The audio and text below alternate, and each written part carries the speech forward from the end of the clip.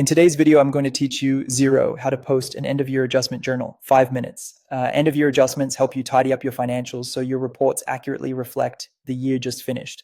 Think accruals, prepayments, depreciation, or auditor proposed adjustments. I'll walk you through the exact flow in Xero so you can post these confidently and keep your books clean. First, sign into your Xero account. Once you're on the dashboard, head to the top menu and open the accounting tab. From there, choose Manual Journals. This is the dedicated area for one-off adjustments that don't come from bills, invoices, or bank feeds. Click New Journal to start a fresh entry. At the top of the journal, complete the key details. Set the date to the final day of your financial year so the movement lands in the right period.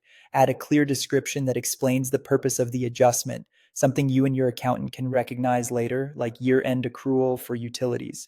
If your organization uses the source or contact fields for reporting, fill those in to keep your audit trail consistent. Now add your journal lines.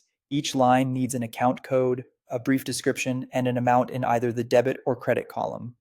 Choose your general ledger accounts carefully based on your adjustment, for example, an expense and its matching accrual liability.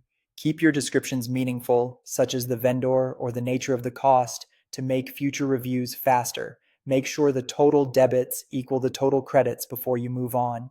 Xero won't let you post an unbalanced journal, and this double check helps catch typos early.